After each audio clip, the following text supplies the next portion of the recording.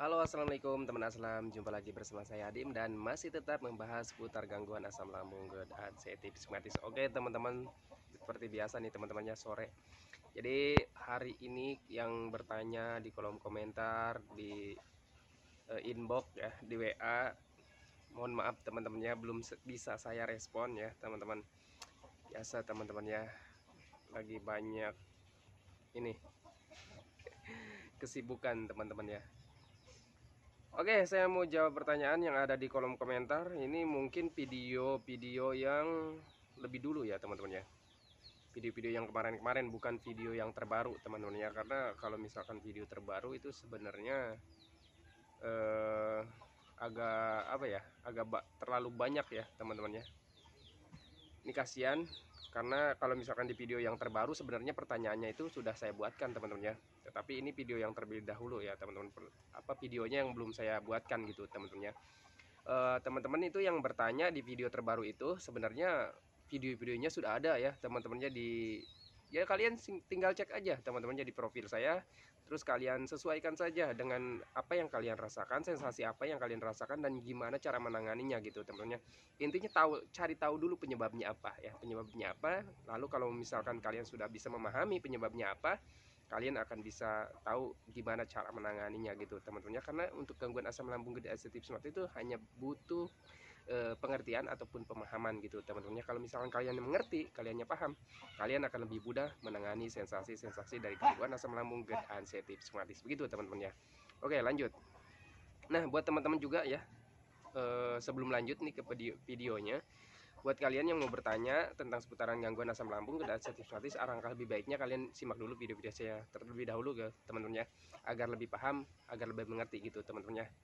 Terus juga jangan lupa dibantu like, share, dan follow-nya teman-teman ya, agar akun ini makin berkembang. Kalau misalkan akun ini makin berkembang, ya mudah-mudahan saja teman-teman ya, banyak orang yang makin terbantu gitu teman-teman ya, dengan adanya pemahaman video-video tentang seputaran gangguan asam lambung sensitif somatis gitu teman-teman ya. Karena ya begitulah ya teman-teman ya, kalau misalkan kitanya belum tahu ya tentang gangguan asam lambung sensitif somatis, banyak yang berasumsi hal-hal yang lain teman-teman ya. Contohnya di komentar kemarin teman-teman ya, ada yang berkomentar, "Bang, pernah nggak sih rukiah, pernah nggak sih ke dukun, pernah nggak sih ke paranormal?" Saya pernah teman-teman ya, saya banyak sekali mengalami tentang apa ya, ikhtiar ke ya seperti ke dukun, ke paranormal itu sudah sering ya teman-teman. Karena kenapa bisa eh, melakukan pengobatan alternatif seperti itu ya, karena yang pertama kita sudah melakukan obat medis ya teman-teman, berobat medis, konsultasi ke dokter-dokter gitu teman-teman, akhirnya tidak ada perubahan gitu teman-teman. Nah, di situ kan timbul penasaran dan pertanyaan-pertanyaan gitu teman-teman, sebenarnya apa ini yang terjadi kepada diri kita. Jadi ya, waktu itu saya dibawa oleh orang tua saya ya, berobat ke dukun lah, ke obat ke paranormal lah, berobat ke psikiater, bukan psikiater ya, apa namanya, rukiah gitu teman-temannya. Tetapi ya memang mungkin ya Allah Subhanahu Wa Taala belum mengizinkan saya untuk sembuh. Akhirnya ya berobat kemanapun tidak ada pembaikan, dan alhamdulillah pembaikannya itu eh, melalui pelantara video seperti ini gitu teman-teman ya, video tentang pembahasan 3P. Akhirnya saya termotivasi dan ternyata oh ini benar bisa membuat saya membaik, dan akhirnya saya terapkan konsisten terus sampai sekarang. Dan alhamdulillah teman-temannya, perbaikannya sangat signifikan dibandingkan saya dulu saat apa ya, saat berobat dokter, saat berobat herbal, saat ke paranormal, saat ke dukun, dan saat rukiah juga sebenarnya tidak ada perbaikannya. Mungkin ya itu tadi teman-teman ya, yang kita harus pahami dulu gitu teman-teman ya, apa yang terjadi pada diri kita gitu teman-teman ya. Oke, nah lanjut ya, jadi cerita nih teman-teman ya, lanjut ke pertanyaan teman-teman ya. Setiap habis makan kok begah, nah ya, apa emang begitu? Oke teman-teman ya, di sini kita bahas seputaran sensasi setelah makan gitu teman-teman ya. Karena untuk orang-orang yang terkena gangguan asam lambung get sensitif somatis itu selalu merasakan sensasi setelah makan. Sebenarnya itu sensasi apa sih? Nah gitu teman-teman ya. Oke teman-teman, jadi biasanya teman-teman ya, sebenarnya hal yang wajar, hal yang normal jika setelah makan ya, setelah makan kita ada sensasi. Sensasinya biasanya yang pertama itu biasanya kembung ya teman-temannya, kembung ataupun begah, itu sebenarnya hal yang wajar. Sebelum kita terkena gangguan asam lambung epistatis juga kita dulu pernah mengalaminya teman-teman ya. Cuman tidak terlalu parah mungkin ya, karena ya memang sifatnya asam lambung itu kalau misalkan waktu jam makan nih ya, waktu jam makan kita belum makan, nah pasti asam lambung itu akan meningkat kapasitasnya. Kenapa? Karena kita sudah menetapkan ya jam makan itu misalkan jam siang, misalkan jam 11 ya misalkan gitu ya. Di situ kalau misalkan kita lewat jam makan pasti ada peningkatan asam lambung, karena jam 11 itu waktunya asam lambung itu mencerna makanan, tetapi tidak ada yang harus dicerna gitu teman-teman. Akhirnya menimbulkan peningkatan kadar asam lambungnya, apa ya, hasilnya ya gas lambungnya juga meningkat gitu teman-teman. Itu pengalaman saya. Nah, kalau misalkan bang saya nggak telat makan terus saya makan ya, kenapa masih ada masih ada sensasi yang nggak nyaman gitu teman-teman. Kadang perut panas ya, perih juga ya teman-teman ya. Terus kembung begah itu sebenarnya kalau untuk kembung begah itu hal yang wajar gitu teman-teman ya. Nah kalau misalkan ada perih terus ada panas, nah jadi wajarnya gini teman-teman ya. Kalau misalkan kita kan terkena gangguan asam lambung nih teman-teman ya, di saat ada makanan masuk itu sudah otomatisnya teman-temannya, otomatisnya tubuh kita itu merespon. Kalau misalkan ada makanan yang masuk ya pasti asam lambung itu akan meningkat. Untuk gunanya apa ya, untuk mengurai makanan yang kita konsumsi gitu teman-temannya. Akhirnya ya asam lambung itu meningkat. Cuman bedanya dengan kita biasanya teman-temannya, untuk penderita gangguan asam lambung epistatis pengalaman saya biasanya memang mungkin di lambungnya itu ada iritasi ataupun sensitivitasnya masih tinggi gitu teman-teman ya, sehingga menimbulkan sensasi biasanya panas gitu teman-teman ya. Karena asam lambung yang orang yang terkena gangguan asam lambung itu biasanya mungkin asam lambungnya itu meningkat lebih dari biasanya gitu teman-teman ya. Kalau misalkan yang biasanya kita sebelum terkena gangguan asam lambung itu mungkin pH-nya ya meningkatnya sekedar 85% misalkan. Nah kalau misalkan kita sudah terkena gangguan asam lambung, nah mungkin bisa nyampe 100% gitu teman-teman. Dan itu alhasil ya menimbulkan karena zat asam lambung itu sifatnya panas teman-teman, terus juga asam ya teman-teman, asamnya tajam gitu teman-teman. Alhasil ya menimbulkan sensasi panas gitu teman-teman. Itu wajarnya seperti itu teman-teman. Itu sepengetahuan saya seperti itu ya, sepengalaman saya seperti itu gitu teman-teman. Dan mungkin juga kalau misalkan orang-orang yang terkena gangguan asam lambung epistatis itu mungkin yang pertama ya memang di lambungnya mungkin ada gangguan gitu teman-teman. Itu yang pertama. Terus yang keduanya juga dari asam lambungnya teman-teman. Asam lambungnya mungkin pH-nya lebih lebih tinggi gitu teman-teman, kapasitasnya gitu, entah pH-nya gitu teman-teman. Terus juga ada sensitivitas yang sangat tinggi juga untuk orang-orang yang terkena gangguan asam lambung epistatis. Sensitivitas itu dari mana ya? Biasanya dari pola pikir kita teman-temannya. Sensitivitas yang makin tinggi di tubuh kita itu entah di perut entah di manapun gitu teman-temannya, sensitivitas tubuh kita itu makin tinggi. Kenapa? Karena pola pikir kita yang selalu mengarah-arah ke hal yang negatif gitu teman-teman. Nah pola pikir yang selalu mengarah ke hal yang negatif itu dari mana? Sepengalaman saya biasanya dari trauma teman-teman, dari rasa trauma. Biasanya di awal-awal terkena gangguan asam lambung epistatis rasanya kan seperti mau gitu teman-temannya, seperti mau mati, padahal itu kan hanya perasaan gitu teman-teman. Terus keduanya biasanya dari durasi sensasi yang begitu lama gitu teman-temannya. Mungkin ada yang 6 bulan, ada yang 7 bulan, ada yang 1 tahun, ada yang 2 tahun gitu teman-teman. Nah itu jadi trauma tersendiri gitu teman-teman, jadi beban pikiran tersendiri, sehingga menjadi tubuh kita itu makin waspada gitu teman-teman. Karena kitanya ada trauma, akhirnya tubuh kitanya makin waspada, dan kewaspadaan itu menjadi meningkatkan sensitivitas tubuh kita gitu teman-teman, sehingga ada sensasi sedikit selalu dirasa-rasa. Akhirnya ya pemikiran kita tuh selalu menitik ke hal yang bahaya gitu teman-teman. Sensasi sedikit langsung mikirnya ke bahaya, ke hal yang menakutkan, penyakit ataupun takut mati gitu kan, ketakutan tentang kematian gitu teman-teman. Terus juga apapun yang dirasakan itu kitanya selalu berpikirnya ke hal-hal yang negatif intinya gitu teman-teman, sehingga tubuh kita itu makin pola pikir kita gitu teman-teman, pola pikir kita itu selalu menitik tentang itu teman-temannya. Ada yang pikirkan langsung mikirnya ke tentang kematian, langsung mikirnya ke penyakit yang berbahaya gitu teman-temannya. Nah itu sebenarnya dari rasa trauma kita teman-temannya. Akhirnya pola pikir kita itu sudah terlatih gitu teman, terlatih ke berpikir ke hal-hal yang negatif. Padahal kalau misalkan kaliannya sudah didiagnosa oleh dokter itu terkena gangguan asam lambung ataupun GERD, ya, ataupun gangguan cerna lainnya teman-temannya, ataupun ya menurut saya untuk gangguan asam lambung itu ya apa ya, orang-orang lain juga mengalami teman-temannya. Contohnya banyak sekali iklan ya di TV gitu teman-temannya, itu membahas kalau iklan itu semuanya tentang gangguan lambung gitu teman-temannya, karena hampir 75% mungkin ya penduduk Indonesia gitu teman-temannya terkena gangguan asam lambung gitu teman-teman, gangguan lambung gitu teman-temannya, karena ya apa ya, penyakit yang bukan berbahaya. Kalau misalkan gangguan asam lambung itu sangat berbahaya ya otomatis ya dari 75% orang itu udah pasti M semua gitu teman-teman ya. Tetapi banyak yang masih hidup teman-teman. Terus bang, kemarin tetangga saya itu kena asam lambung tapi meninggoy gitu teman-teman ya. Yang apa ya, kematian itu menurut saya takdir teman-teman ya.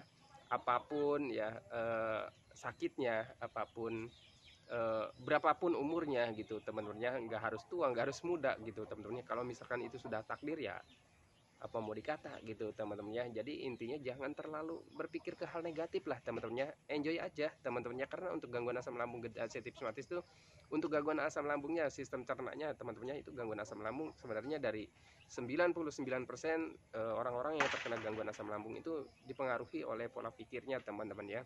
Untuk di medisnya saja, di asam lambungnya itu hanya butuh pembiasaan ya teman-teman ya, butuh atau menjaga pola makan gitu teman-teman, hanya untuk menjaga pola makan saja ya. Dan yang sulitnya itu ya di pemikirannya teman-temannya, itu sepengalaman saya. Tetapi sulit itu bukan berarti tidak bisa teman-temannya. Sebenarnya sulit itu bisa, tetapi hanya butuh apa ya, pelatihan dan pembiasaan gitu teman, dan konsisten aja menjaga 3P-nya gitu teman ya teman-temannya, dari pola makannya, terus juga pola hidupnya, jangan bergadang gitu teman-temannya, terus sering olahraga gitu teman-teman, terus juga cara jaga pola pikirnya. Jaga pola pikirnya itu jangan selalu berpikir ke hal-hal negatif gitu teman-teman ya. Alihkan saja pemikiran-pemikiran negatif kalian itu dengan kegiatan ataupun aktivitas kalau yang sudah bisa aktivitas gitu teman-teman. Kalau misalkan belum bisa aktivitas ya apa ya, dilawan dengan pemikiran juga boleh teman-temannya. Tetapi kalau misalkan kalian udah bisa aktivitas, lebih baik aktivitas itu. Nah itu teman-teman, jadi untuk sensasi biasanya, lanjut lagi apa tadi pertanyaannya, lupa. Sensasi setelah makan gitu teman-teman ya. Jadi sensasi setelah makan begah, kalau untuk begah sebenarnya wajar ya teman-teman ya. Itu biasanya ada peningkatan asam lambung, dan asam lambung jika meningkat itu menghasilkan banyak gas gitu teman-teman ya. Itu hal yang wajar sebenarnya ya. Terus gimana cara menanganinya bang? Minum air hangat pelan-pelan saja teman-teman ya. Nih metode saya, misalkan setelah makan, sebelum makan dulu ya. Metode saya sebelum makan itu, saya 15 menit sebelum makan saya minum air hangat. Nah jeda 15 menit baru makan. Nah setelah makan jeda lagi 10-15 menit baru saya minum air hangat pelan-pelan gitu teman-teman. Itu metode saya. Untuk apa ya? Itu untuk supaya tidak apa ya, tidak langsung, kalau misalnya kita langsung minum pasti kita langsung merasa kembung gitu teman-teman, langsung merasa kembung, langsung merasa begah. Maka dari itu saya mempunyai metode tersendiri. Jadi sebelum makan itu, sesudah makan itu biasanya saya jeda sampai 10 hingga 15 menit baru minum gitu teman-teman ya, untuk mengurangi rasa kembung ataupun begahnya gitu teman-teman. Sebenarnya hal yang wajar ya teman-teman ya. Tetapi biasanya ya untuk orang-orang yang terkena gangguan asam lambung gestatif rheumatis, kalau nggak mau menerima gitu teman-teman, tidak mau menerima perubahan ke hal negatif di tubuhnya gitu teman-teman ya. Kalau misalkan ada perubahan sedikit saja ke hal negatif, padahal itu yang wajar, hal yang wajar, tetapi mereka itu biasanya tidak mau menerima gitu teman-teman. Padahal yang wajar, kalau misalkan kita habis makan, minum, terus perutnya kembung, ada begah, sebenarnya kan hal yang wajar gitu teman-teman. Tetapi biasanya ya karena pola pikirnya belum terkendali, ataupun psikisnya masih mengarah-arah ke hal yang negatif, akhirnya dipikirkan dengan berlebihan. Dan kalau misalkan dipikirkan dengan berlebihan, alhasil ada lagi sensasi yang lain ya, yaitu cemas. Kalau misalkan sudah cemas ya otomatis ya teman-temannya, jantungnya makin berdebar, keringat dingin, gemeteran, terus lain-lain hadir lagi gitu teman-teman ya. Itu pengalaman saya seperti itu ya. Nah terus juga kalau misalkan habis makan, bang kenapa sih habis makan itu lemes ya, lemes, terus ada ngantuk ya, ada pusing juga kepalanya. Nah itu juga sebenarnya hal yang wajar teman-teman ya. Wajarnya gimana ya, Contoh, coba kalian ingat-ingat deh ya, sebelum terkena gangguan asam lambung GERD hipersematis, kalian pernah nggak habis makan itu ngantuk gitu, rasanya lemes, pengen tidur gitu teman-teman?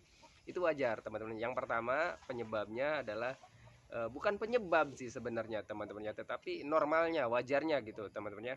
Ketika kita makan ya, itu seluruh sistem tubuh kita itu mengarah ke satu titik, yaitu pencernaan teman-teman ya. Karena ada makanan yang harus dicerna, harus diurai gitu teman-teman ya, dari oksigen tubuh kita, aliran darah tubuh kita ya teman-teman, itu fokus ke pencernaan ya.